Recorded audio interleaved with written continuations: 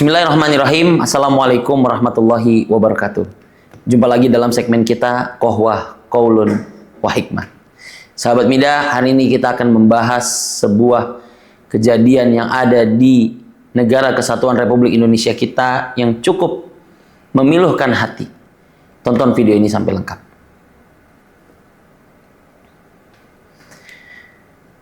Sumatera memanggil kita. Panggilan dari lubuk hati yang paling dalam jiwa kemanusiaan kita.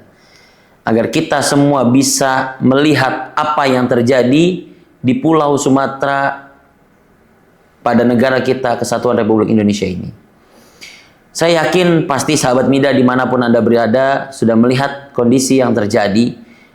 Info di mana-mana bisa kita lihat secara langsung. Namun ada hal yang lebih mendalam dan lebih mendasar perlu kita pahami bersama agar apa yang sudah dititipkan oleh Allah Subhanahu wa Ta'ala di atas muka bumi ini dan juga menjadi ujian bagi kita pada hari ini untuk saudara-saudara kita yang ada di Sumatera bisa kita perbaiki untuk hari-hari ke depannya dan untuk anak cucu kita. Beberapa hal mendasar yang ingin saya bahas pada kesempatan kali ini. Yang pertama adalah Allah Subhanahu wa Ta'ala memberikan ujian kepada seluruh makhluknya. Allah memberikan ujian kepada siapapun yang Allah kehendaki. Begitu pula kepada saudara-saudara kita yang ada di Sumatera. Tetap kita harus berhusnudzon kepada Allah. Bahwasanya bagian dari ujian ini adalah untuk meningkatkan derajat kita.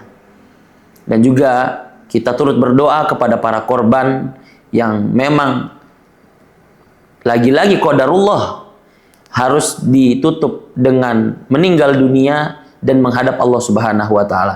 Kita doakan dengan doa yang terbaik. Semoga para korban diterima di sisi Allah Subhanahu wa Ta'ala dan ditempatkan pada tempat yang terbaik. Husnudzon kepada Allah merupakan suatu hal yang penting. Saya sering menyampaikan di beberapa pertemuan bahwasanya ujian apapun itu bagian dari beberapa unsur yang perlu kita pahami secara keimanan. Kita bisa memaknai bahwasanya ujian adalah merupakan bagian dari bukti cinta Allah kepada kita. Dalam sebuah hadis baginda kita Nabi Muhammad SAW pun pernah mengatakan, Innallaha idza ahabba 'abdan ibtalahu. Sesungguhnya Allah ketika menyayangi seorang hamba, maka Allah akan mengujinya. Kalau kita ambil kondisi para nabi-nabi atau para anbiya di zaman dahulu, mereka pun diuji dengan ujian yang berbagai macam, bahkan tidak sedikit yang mendapatkan ujian bukan hanya dari luar, tapi juga dari dalam internal keluarganya. Tapi lagi-lagi kita simpulkan, ujian harus kita tanamkan sebagai sebuah husnudzon kepada Allah. Bahwasanya Allah sedang menanamkan kecintaannya kepada kita. Dan yang patut kita pahami juga bahwasanya Allah Subhanahu wa Ta'ala tidak pernah meninggalkan ujian kepada hambanya di luar batas kemampuannya. Sesungguhnya Allah berfirman di dalam Al-Quran, La yukallifullahu nafsan illa wus'aha. Sesungguhnya Allah tidak membebani seorang hamba kecuali sesuai dengan batas kemampuannya. Allah yakin, dan kita juga harus yakin bahwasanya ujian ini Allah beri dan kita yakin bisa melewati ujian ini. Terkhusus kepada saudara-saudara kita yang terkena korban di Pulau Sumatera sana. Yang lainnya, ujian juga merupakan bagian dari proses Allah sedang mengangkat derajat kita. Bisa dengan pengguguran dosa-dosa kita. Bisa dengan pengguguran segala kekhilafan-kekhilafan kita. Ujian merupakan media untuk kita terangkat derajat di hadapan Allah Subhanahu wa Ta'ala. Saya yakin walaupun di sana diinfokan sudah hampir 900-an korban jiwa, saya yakin mereka dalam kondisi yang terangkat derajatnya. Kita doakan juga mereka menjadi orang-orang yang terangkat derajatnya dan digolongkan menjadi para syuhada dan ditempatkan di tempat yang terbaik di sisi Allah Subhanahu wa Ta'ala. Maka poin yang pertama, menyikapi dalam kondisi yang terjadi di Sumatera ini, kita tetap harus berhusnudzon kepada Allah.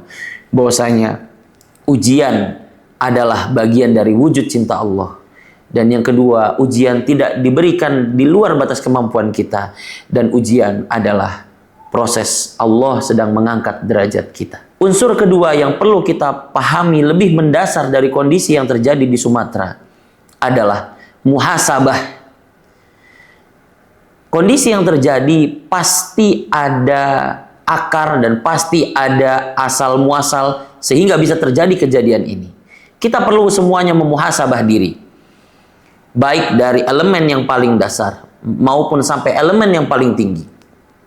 Kita melihat dalam informasi yang tersebar dimanapun bahwasanya kondisi ini menjadi kondisi yang dalam tanda kutip mempertanyakan kondisi alam yang ada di Pulau Sumatera.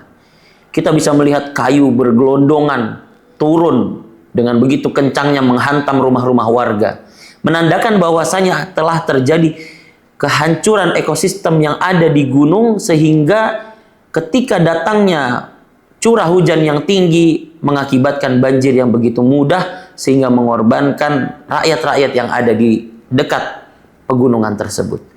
Maka muhasabah di sini adalah yang bisa kita ambil bahwasanya kondisi alam kita perlu kita perhatikan. Jangan sampai kita merusak apa yang ada di atas muka bumi ini. Sebagaimana Allah Subhanahu wa taala mengingatkan kita di dalam Al-Qur'an, "Wala tufsidu fil ard." Janganlah kamu merusak apa yang ada di atas muka bumi ini, tapi syukuri, jaga dan rawat. Ketika kita tidak melakukan itu, pasti akan ada efek balik yang mungkin sekarang kita lihat kepada saudara-saudara kita yang ada di Sumatera. Mungkin ini bukan perilaku mereka, tapi mungkin bisa jadi ada elemen lain yang mengambil posisi yang merugikan elemen masyarakat yang ada di Pulau Sumatera. Maka muhasabah dari setiap elemen itu juga perlu. Dari elemen masyarakat, dari elemen pemerintahan, dari elemen pemerintahan daerah, baik sampai ke elemen pemerintahan pusat juga harus mengambil langkah-langkah taktis. Jangan sampai terjadi kejadian ini untuk yang kedua kalinya. Walaupun itu semua sudah di bawah takdir Allah Subhanahu wa taala, namun kita perlu mengambil pelajaran sebagaimana poin yang saya sampaikan tadi, muhasabah. Kita harus menghisap, menghitung kembali apa catatan-catatan yang bisa kita ambil manfaat dari fenomena yang terjadi sehingga menjadikan banyak korban yang terjadi di Pulau Sumatera kepada saudara-saudara kita di sana. Khalifah Umar bin Al-Khattab pun pernah menyampaikan, hasibu qabla an tuhasabu. Bahwasanya muhasabah ini tidak hanya diperuntukkan dalam urusan duniawi, tapi juga dalam urusan akhirat, di mana nanti kita akan menghadap dengan apa yang kita amalkan. Maka sebelum nanti kita menghadap dengan membawa amalan kita, maka kita hasib terlebih dulu. Kita perhitungkan dulu, kita muhasabah, kita introspeksi. Jangan sampai nanti ketika kita dihisab, ketika kita menghadapi Allah Subhanahu wa taala dengan amal-amalan kita, ternyata ada amalan-amalan yang tidak sesuai dengan apa yang Allah Subhanahu wa taala perintahkan. Maka hasibu qabla an tuhasabu. Ini menjadi dalil dan dorongan untuk kita semua mengintrospeksi apa yang perlu kita perbaiki agar fenomena ini tidak lagi menusuk relung hati kita, sehingga menjadikan rakyat Indonesia bersedih dengan kondisi saudara-saudara kita yang ada di Sumatera. Unsur yang ketiga adalah kepedulian. Dalam sebuah hadis baginda kita Nabi Muhammad SAW menyampaikan kepada kita, innamal mu'minuna ikhwah, masalul mu'minina kamasalil jasad, idza ishtaka minhu 'udwun tada'alahu sa'irul jasadi bil humma wasahab.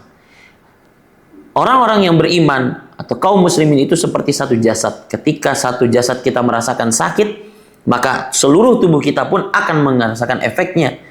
Maka kondisi yang ada di Sumatera harus mengetuk jiwa kepedulian kita terhadap kondisi yang terjadi di sana. Kita hendaklah mengambil peran, karena mereka saudara-saudara kita yang di sana perlu perhatian kita. Jangan sampai mata kita tertutup dan tidak mengambil peran apapun sesuai dengan kemampuan dan kesanggupan kita. Apa yang bisa kita sanggupi, kita bisa terus mendoakan yang terbaik. Seperti yang kita ketahui, banyak titik-titik yang belum tersentuh, bahkan yang lebih menyakiti hati kita. Keluar kata-kata dari saudara kita yang ada di Sumatera, tidak perlu mengantarkan bantuan, cukup antarkan kami dengan kain kafan. Ini merupakan sebuah ketukan hati yang sangat menyedihkan hati kita semua. Bahwasanya mereka sedang dalam kondisi yang sulit. Jangan sampai jiwa kepedulian kita mati. Na'udzubillah, malah jiwa kepedulian kita malah teralihkan dengan hal-hal lain. Naudzubillahi min dzalik. Doa yang kita berikan bisa terus kita panjatkan kapan di waktu sholat, agar mereka bisa diberikan kemudahan, ketabahan. Bagi yang meninggal, diberikan tempat yang terbaik di sisi Allah. Ini merupakan bagian dari kepedulian yang mendasar, bisa terus kita upayakan. Ada pula upaya lain yang bisa kita upayakan. Bisa dengan terus mensyiarkan kondisi yang terjadi di sana. Semua serba sulit. BBM langka, internet terbatas. Kami pun dari Yayasan Mitra Dai Indonesia memiliki beberapa dai-dai kami, rekan-rekan kami yang berjuang di sana dalam kondisi yang tidak sulit. Bahkan tagline yang sudah hadir di tengah-tengah kita, korban bantu korban. Ini merupakan sebuah panggilan jiwa pada kita semua. Bagaimana seorang korban membantu korban lainnya? Apakah kita yang ada di sini tidak bisa membantu?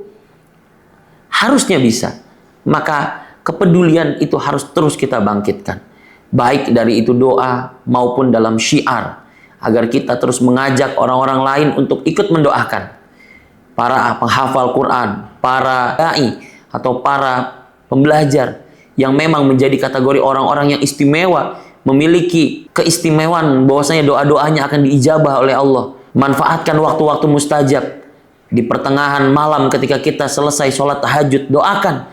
Di waktu-waktu mustajab setelah sholat, di waktu sore ketika kita berbuka puasa, terus ikhtiarkan agar jangan sampai jiwa kepedulian ini mati dalam diri kita. Berkaitan juga dengan jiwa kepedulian, jika kita memiliki kelebihan rezeki, kelebihan kemampuan, ayo kita sama-sama saling rangkul-merangkul, bangun-membangun. Alhamdulillah kami dari Yayasan Mitra Dai Indonesia per hari ini sudah menyalurkan di 3 tahap dengan lokasi yang berbeda. Lokasi yang pertama kita salurkan melalui dai kami yang ada di sana di daerah Medan. Yang kedua kita salurkan di daerah Aceh Subulus Salam. Dan yang ketiga insya Allah kita akan salurkan di titik yang paling menyasat hati kita, yang paling mengetuk hati kita untuk ikut membantunya, yaitu di daerah Aceh Tamiang. Sudah seperti kota hantu, banyak reruntuhan, banyak dan sebagainya, banyak mayat-mayatnya juga yang belum terevakuasi. Insya Allah di tahap ketiga ini kita akan bantu di daerah sana. Maka kami pun terus mengajak sahabat Mida dimanapun Anda berada, mari sama-sama kita bahu-membahu mengurangi kesedihan dan juga beban yang terjadi kepada saudara-saudara kita yang ada di Sumatera, baik itu Aceh, Medan maupun di Sumatera Barat. Dari konten ini mengajak kita untuk ikut juga bermuhasabah. Baik muhasabah dalam arti kita harus terus berhusnuzon kepada Allah. Jangan sampai kita berburuk sangka kepada Allah. Pasti ada hikmah yang perlu kita ambil dalam kondisi ini. Yang kedua adalah muhasabah. Hikmah bisa bernilai sebuah muhasabah. Sebuah introspeksi balik dari elemen yang paling bawah sampai elemen yang paling atas dengan kejadian yang terjadi. Alam, lingkungan, dan segala hal yang terjadi, mari sama-sama kita introspeksi. Dan yang ketiga, mari kita bangun jiwa kepedulian kita. Dengan melalui platform apapun, media apapun, apa yang bisa kita upayakan, langsung ke sana pun itu lebih baik. Insya Allah, semua itu akan dicatat oleh Allah Subhanahu wa Ta'ala dan dibalas dengan sebaik-baiknya balasan. Dan alhamdulillah kami pun tetap istiqomah dan juga berikhtiar agar semua upaya-upaya kami bisa meringankan saudara-saudara kita yang ada di Sumatera. Itu mungkin sedikit review dari apa yang kita bahas pada kesempatan kali ini. Jangan biarkan saudara-saudara kita di Sumatera sendirian. Aku qouli hadza, mungkin itu yang bisa saya sampaikan. Mohon maaf kalau ada tutur kata atau penyampaian yang kurang berkenan. Yang baik datangnya dari Allah Subhanahu wa Ta'ala. Yang kurang datangnya dari diri saya pribadi. Kita ketemu dalam konten berikutnya dalam Qohwah Qaul wa Hikmah. Jangan lupa dukung terus kanal YouTube kami dengan cara like, komen, dan subscribe. Barakallahu fikum. Assalamualaikum warahmatullahi wabarakatuh.